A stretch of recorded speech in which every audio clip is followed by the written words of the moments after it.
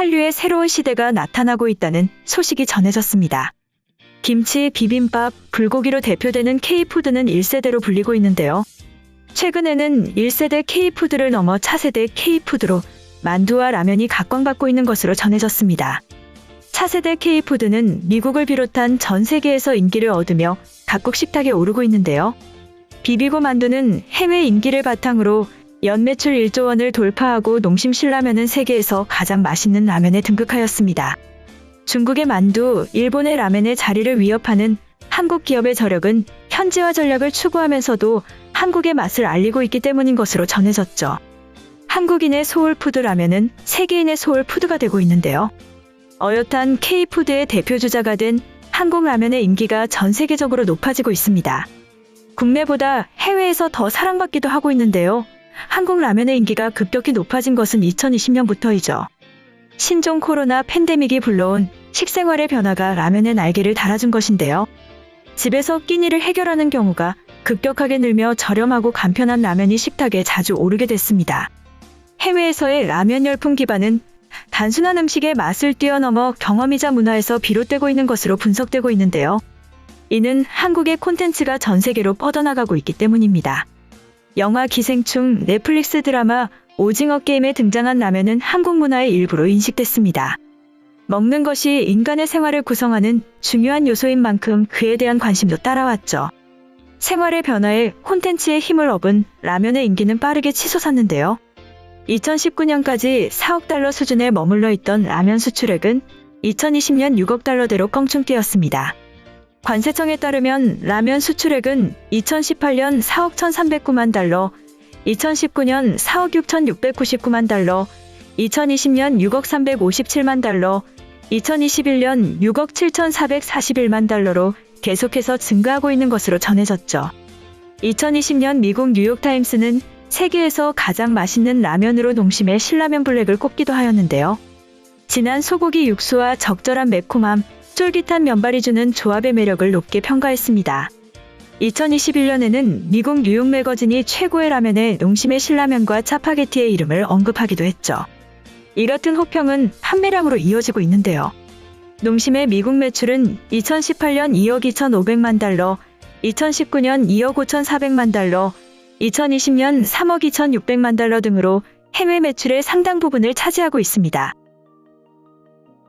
농심도 미국 시장 공략에 적극적입니다. 서구권에서 면 소비가 가장 많은 국가인 만큼 제품과 마케팅의 투트랙 전략으로 진행하고 있는데요. 농심의 성과는 한국의 맛을 그대로 가져갔다는 점에서 의미가 있다는 평가받고 있습니다.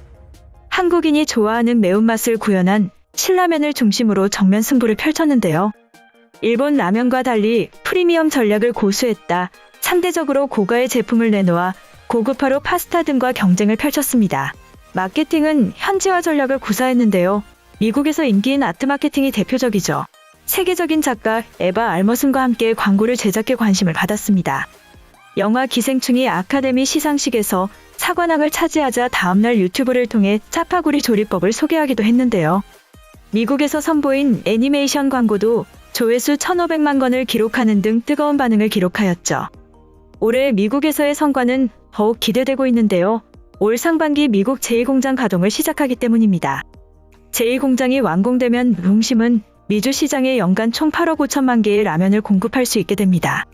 북미 시장은 공급 부족에 시달렸기 때문에 공장이 가동을 시작하면 바로 매출 상승으로 연결될 전망이죠. 농심은 제2공장의 가동과 함께 지금의 성장세를 이어가 올해 미국 라면 시장 2위에 오른다는 목표를 세웠습니다. 2020년 농심은 미국에서 22%의 점유율로 24%를 기록한 2위 기업인 니신과 점유율 차이를 2%포인트까지 좁혔는데요. 이경신 하이투자증권 연구원은 북미 지역에서 신제품 중심의 성장 흐름이 지속되고 있다. 제2공장 가동 시 생산 능력 추가 확대로 안정적으로 시장 수요에 대응할 수 있을 것이라고 전망하였습니다. 다음으로 미국이 전 세계의 한국을 바라보라고 공표한 상황에 대해서 말씀드리겠습니다. 우리가 한국에 있다는 사실로 인해 다른 나라들은 그들이 해서는 안 되는 일을 하는 것을 억제했죠. 한국인들은 우리가 그곳에 주둔하는 오랜 기간 동안 군과 나라를 향상시켰습니다. 지난 8일 제임스 매콤빌 미 육군참모총장은 미국 싱크탱크 전략국제문제연구소 초청 토론에서 주한미군의 군사적 억지 및 동맹 안정 효과를 언급하며 이렇게 말하였습니다. 맥콘빌 총장은 이날 인도 태평양 전략에서 주한미군을 어떻게 자리매김할 것인가라는 질문을 받고 우리는 한국과 매우 밀접하게 공조하는 군대를 한국에 주둔 중이라고 답하였죠. 그는 이어 한국과 아시아를 바라볼 때 우리가 관심이 있는 지역들이 있고 이들 관심 가운데 상당 부분은 육군과 함께한다. 우리가 거기에 있다는 사실이 우리의 동반자들을 안심시킨다고 강조했습니다. 맥콘빌 총장은 또 우리는 한국에 오래 주둔했다. 한국이 성취한 것을 보라. 한국은 근대화됐고 한반도는 안정됐다. 우리는 이것을 이루는 것을 도왔다고 설명하였는데요. 조 바이든 행정부 출범 이후 미국은 대중국 견제를 외교 안보 정책의 최우선 순위에 올려놓고 남중국해를 비롯한 대만, 해역 문제 등에 대한 군사적 비중을 지속적으로 높여왔죠. 이 때문에 일각에서는 전반적인 인도 태평양 전략 차원에서 주한 미군의 일부 용도 변경 가능성까지 거론하기도 했습니다. 특히 지난해 미 의회가 국방수권법을 처리하는 과정에서 주한미군을 현원인 28,500명 미만으로 줄이는 예산을 사용하지 못하도록 감축 제한 조항이 삭제되면서 이 같은 주한미군의 일부 용도 변경 가능성에 대한 우려가 증폭되기도 했는데요. 당시 NDAA에는 인도태평양 지역 미사일 시스템 구축을 위한 태평양 억제 구상 등 대만의 군사적 방어를 지원하기 위한 태평양 억제 법안 예산 72억 달러, 러시아 침공에 대비한 우크라이나 군사적 지원 예산 3억 달러 등이 포함됐죠.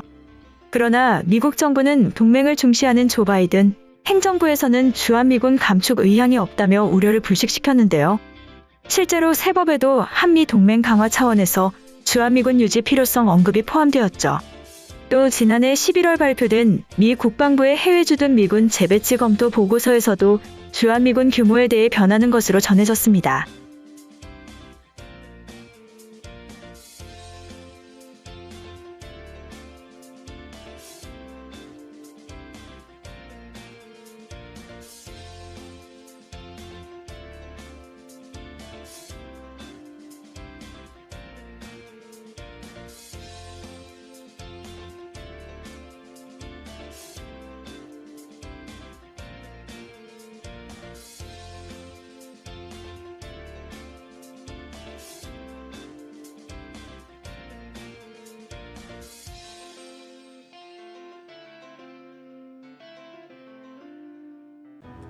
이번 영상은 여기까지고요. 제 영상이 도움이 되셨거나 세계 속 반응 더 보고 싶다 하시는 분들은 구독과 좋아요, 알람 설정까지 부탁드립니다. 다음에 또 봐요.